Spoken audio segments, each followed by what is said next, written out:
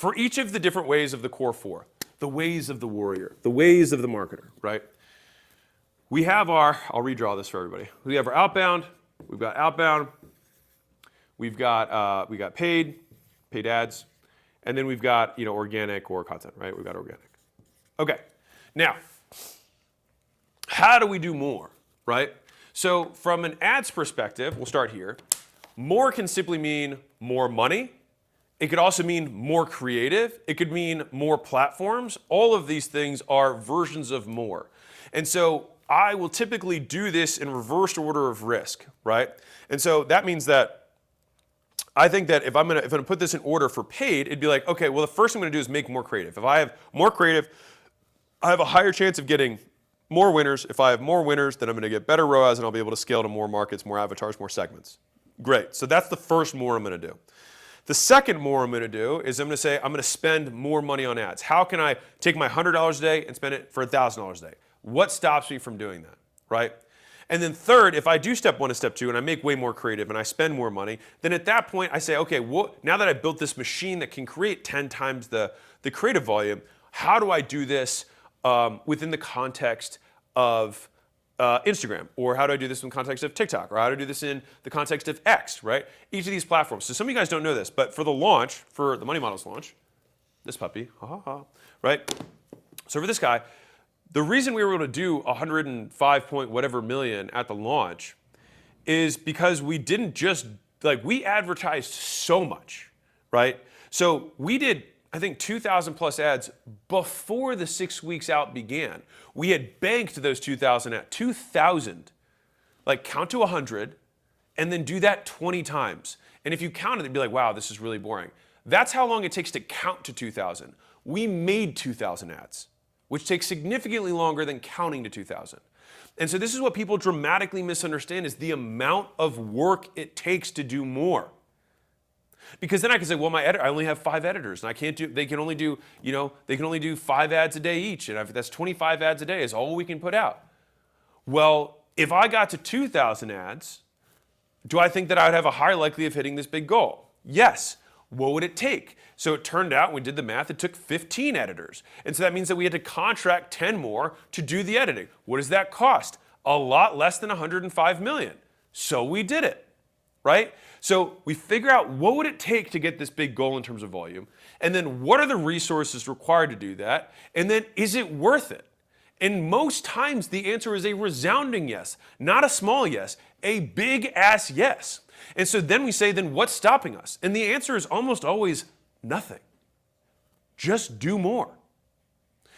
Now, that's how I would attack paid from a more perspective, right? From a content perspective, it's the same thing in terms of scaling editors. Now, one of the interesting things about doing more is that doing more is so painful, right? It's so much work. It's a lot of work to do more.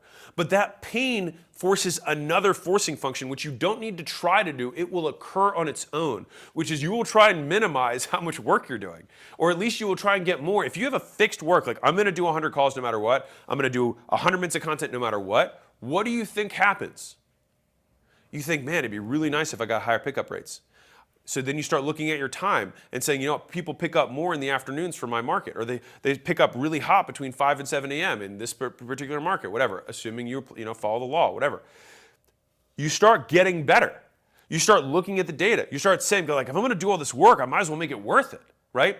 But you have to put yourself in that pain of the lack of leverage, the pain of it being inefficient, to drive. There's a massive spit glob that just came out. You missed that one. That was epic.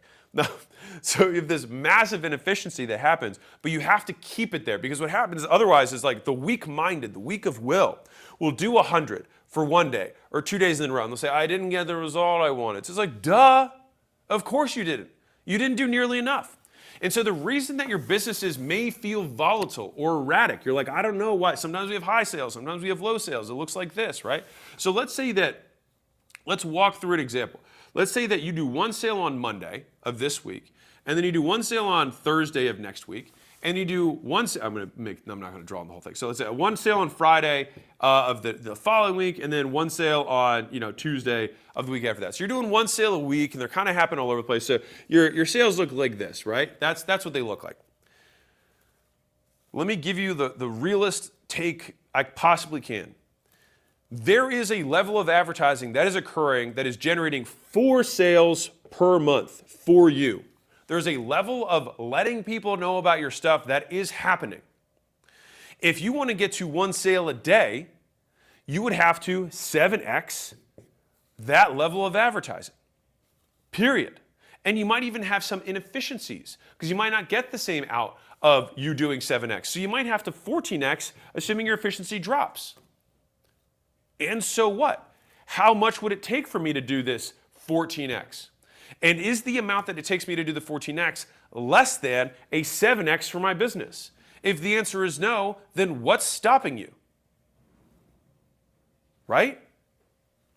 And so this thinking pattern is why I think people stay small. They get obsessed with the margin. They get obsessed with the relative returns. They get obsessed with the optimization. But sometimes you just have to do a violent, unreasonable amount of work for an extended period of time because part of volume is the consistency associated with it. We couldn't make 2,000 ads in a day. We had to make 25 or 50 ads, and we had to do it every single day for hundreds of days in a row to get to the point where we could make 2,000, right? And that was before we started. We ended up, what, with 3,000? 2,800. We made 2,800 ads. But we're like, man, I can't scale my ad spend a certain way. You don't have enough. We spent $500,000 a day, per day, at the end of the launch, the last few days. And you can only get to that level of scale with an equal amount of scale in terms of the inputs.